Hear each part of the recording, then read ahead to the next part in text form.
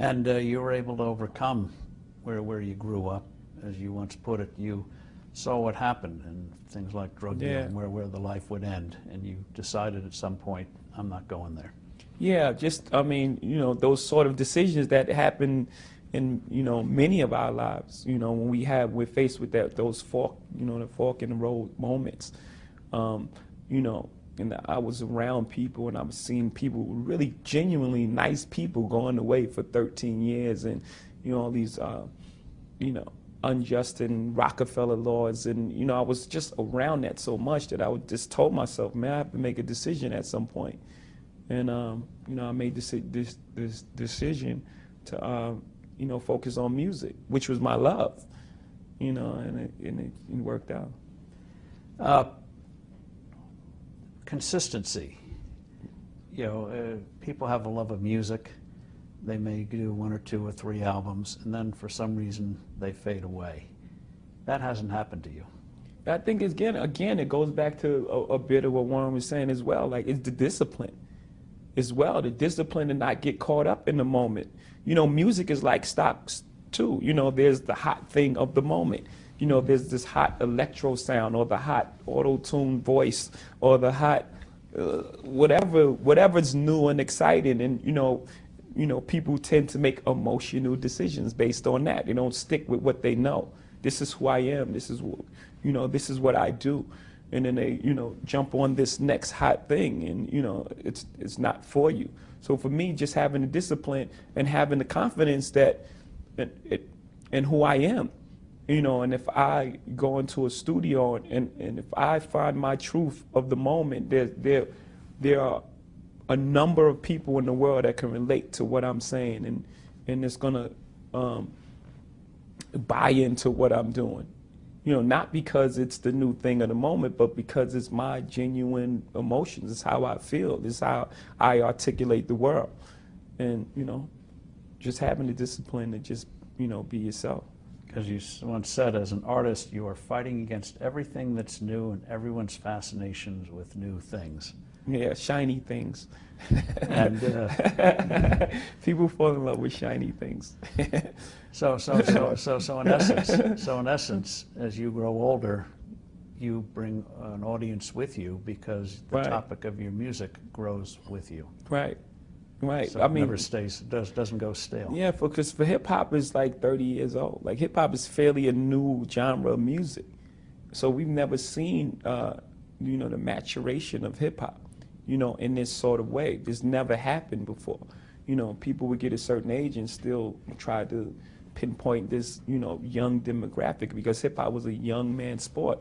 But, people that listen to hip hop when they're 18, they still gonna like hip hop when they're 28. It's just that the voices in hip hop are not speaking directly to them anymore. Weren't. They weren't. They were speaking to a 18-year-old demographic. So, you're 28, you don't have anything to listen to because no one's relating to you. So, my whole thing was, I'm not gonna do that. I'm just gonna make, the music that I love to make and that I want to make, and I'm gonna mature with my music. And, luckily for me, it was the right decision. When did you realize that not only did you have this ability with music and not to get stale, but recognize too, you have to be treated also, even though you love it, as a business, so that you don't end up, as so many do, they lose everything they have, they're in effect indentured to companies, and they're not masters of their fate. Yeah, that was the greatest trick in music that people ever pulled off, is to convince artists that you can't be an artist and make money. I think the people that were making millions actually set that. I think they set that whole thing up. It was almost like shameful, like especially in rock and roll. You had to pretend that, you got these millionaire guys who had to pretend as if they weren't successful at all, or it would be like a detriment to their career. Hip hop from the beginning, it was always been aspirational. Just always broke that thing. That thing that an artist can't think as well. And I think at the end of the day, as long as when you separate the two and you're not making music with business in mind, because you at some point it has to be real when they touch it, when they listen to it. You know, something has to resonate with them that's real. As long as when you're in the studio, you're an artist, you make music, and then after you finish, you market it to the world. I don't think anything is wrong with that. In fact, I know there's nothing wrong with that. So how, going right from the very beginning, you learned about the business of music because you couldn't. Well, get we were that. forced. Yeah, we were forced in the beginning. I wish I could say we were geniuses and said we're going to start our own company. You know, that's not what happened. You know, in the beginning, we went to every single label, and every single label shut their door on us. The genius thing that we did was we didn't give up. We didn't say, because these guys, you know, we use that what do they know approach. You know, we didn't give up at that point.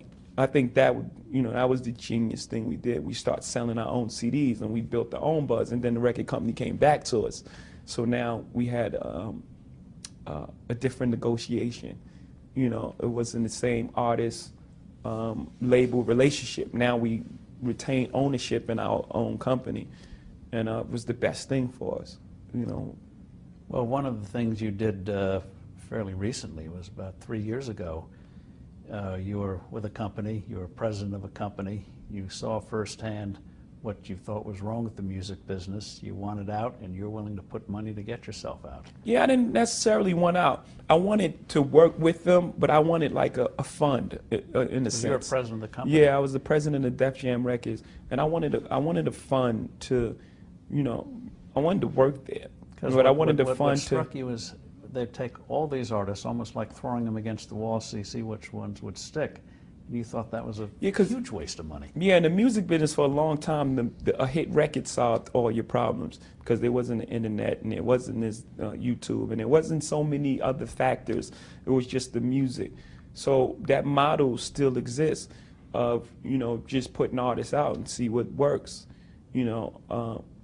And as the machine stopped moving faster, a lot of things got lost in the process, you know, A&R and letting the artist development, you know. So it got to a point we were, as a music business, we were releasing hundreds and hundreds of albums every year, and you know, the percentages was like really low, like 56 albums and 4 artists work, or you know, something like that. So I wanted to bring, you know, the entire culture into it. I wanted a fund so I could do other things aside from signing artists, like, you know, buy a television station or buy a club that, you know, we can develop these artists in, or, you know, buy some headphones, you know, just all these different things I wanted to do. And I don't think at that time, you know, they could really get their mind around it.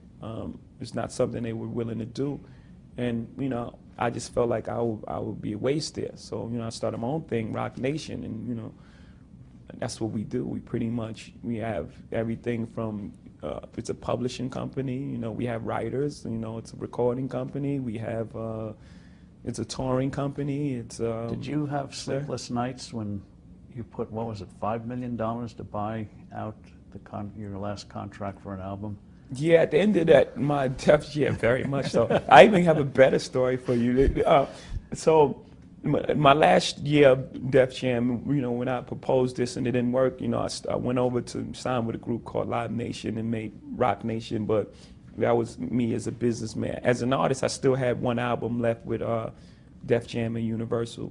And I went to Doug Morris and L.A. Reid, who was the chairman of Def Jam at the time. You know, he did a great thing for me. He allowed me to, you know, walk in and have the conversation with Doug. And Doug, you know, we had a fantastic relationship, so it was very cool. But I bought my last album back. And what people don't know about is the day I had flew in from Hawaii, I was doing some recording, and I had an iPod in my pocket, and I was on a commercial flight coming from Hawaii to New York, and I had on jogging pants. And my iPod with all the music that I recorded was missing. It was on a plane somewhere. So I had to walk into the office the next day and buy an album back that might leak the next day. So every day I would wake up and be like, I would check all the internet places and everywhere and be like, for like 3 months. But I, you know, at the end of the day.